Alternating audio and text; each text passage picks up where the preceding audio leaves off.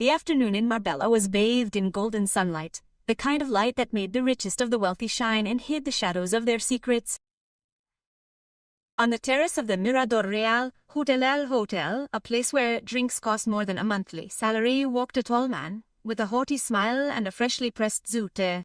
Adrián Montiel, a businessman obsessed with appearances and being admired.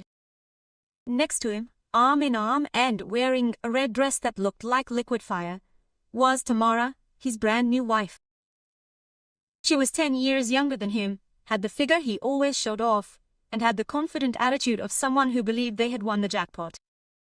"Darling," Adrián said arrogantly, "prepare yourself. Today everyone will talk about you. This gala is the most important of the year." Tamara smiled, delighted to be the star he needed to feed his ego. What neither of them knew was that very night, someone else would shine even brighter. Someone who had left Adrián's life, but not his destiny.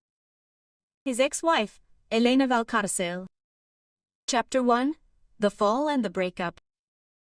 3 years earlier, Elena had signed a divorce that destroyed her. She not only lost her husband, but also the company she had built with him. Adrián took everything from her with expensive lawyers, well-presented lies, and a loyalty that still made her skin crawl when she remembered it. "You are not enough for this world," I had told him the last night as I collected his bags. "Kiss. You are too simple.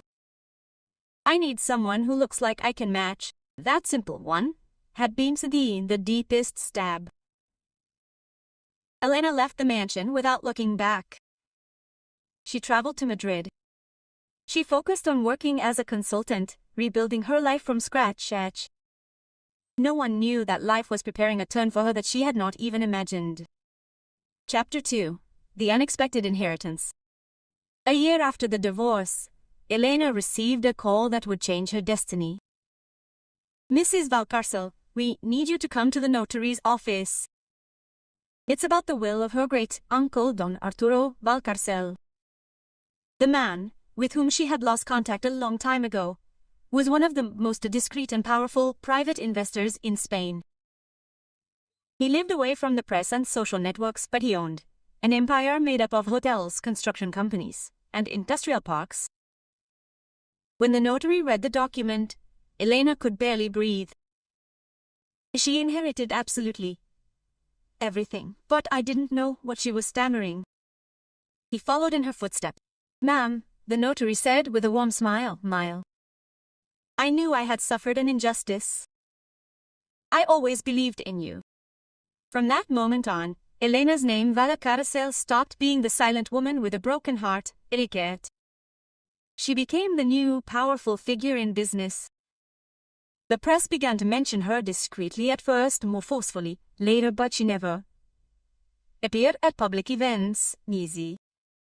She had chosen to move stealthily. Until that night. The royal viewing platform would be her first official appearance since inheriting her. And to close the circle, the universe took her to the exact same place where Adrián would show off the woman who had replaced her. Chapter 3: The Ego Gala. The main hall was packed with businessmen, artists, diplomats, and young heirs who lived off of big names who esteems. Adrián walked as if he owned the world. "Look at us, honey," Tamara would tell him. "We are the most elegant couple of the night. There is no one who compares to us." Tamara felt as she always did. Several people approached to greet him, although half of them did so out of obligation. Adrián had a reputation for showing off too much, and for being disliked without realizing it. "They say someone important is coming today," an investor next to him commented. "The new owner of the Valcarcel Group." "And who is that?" Adrián asked disinterestedly. "I don't know," the man said, "but the empire she inherited is equivalent to 3 times your company." Adrián tensed 3 times. He felt a twinge in his ego. "There you go," he replied. "She's probably just another brainless heiress." Tima let out a frivolous giggle. Then, the lights in the room dimmed. The presenter stepped onto the stage. Ladies and gentlemen, let's welcome tonight's guest of honor, the new president of the Valcarcel Group, Mrs. Elena Arana Valcarcel. And for a moment, the world stood still. Chapter 4. The entrance that stopped everyone. The door opened and Elena entered. She was wearing an elegant black dress with clean lines, which revealed the calm strength of her presence. Her hair tied back enhanced her features, and her eyes shone with a new, almost luminous confidence. People began to say goodbye, whisper, "It's her. I thought she was a model. How does the new prison guard look? Impressive." Also, flashes began to go off, but she continued walking with a firm step, as if her whole life had prepared her for this moment. Until her eyes met Adrian's. Elena felt a tremor in her stomach, but her face didn't show it. Adrian, on the other hand, paled. "No," he whispered. "It can't be." Tamara looked at him, confused. "You know her." But Adrian didn't answer. His lips trembled as if he were facing a ghost. Because he never imagined that the woman he despised, the woman he called simple, the woman he took everything from, would return as the most powerful heiress in the room. Chapter 5. The Encounter. Elena slowly approached them. "Good evening, Adrian," she said in a soft but firm voice. A voice that no longer belonged to the woman he had humiliated. Me," he stammered, swallowing. I didn't know it was you." "You didn't know many things," she replied with a restrained smile, Welinda. Tamara watched the scene without understanding. "Who is this?" Elena asked. "Asa," he looked at her politely. "I am your husband's ex," she said without rancor, but with an elegance that cut through the air. Tamara's eyes widened. Adrian tried to compose himself. "Elena, listen to me. I'm glad you're here," he lied, trying to regain control. "We can talk. Maybe we can." She raised a hand. "Adrian, don't worry. I don't need anything from you. I didn't come for you." The words pierced his heart as if given. Just then, the event manager appeared and bowed to Elena. "Mrs. Valcarcel, your table is set. You're the head honcho."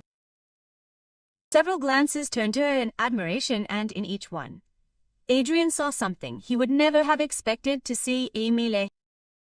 Respect, recognition, and admiration for the woman he had underestimated. Chapter 6. The Fall of the Arrogant.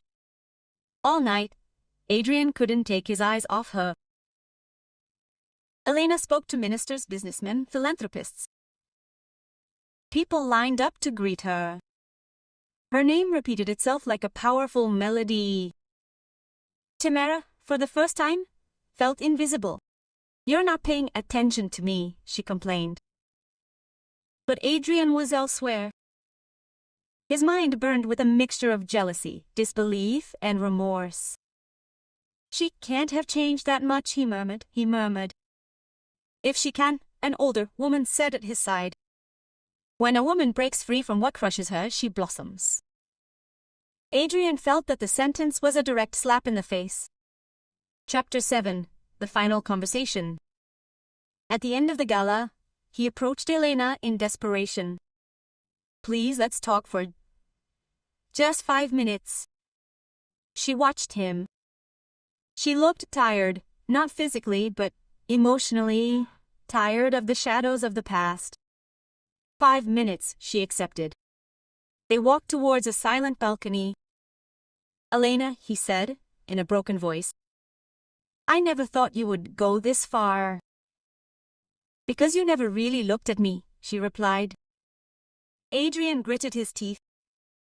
"I was wrong. I was an idiot, I know. But if you give me another chance..." She let out a soft, sad laugh. "I'm not here to fix your life, Adrian.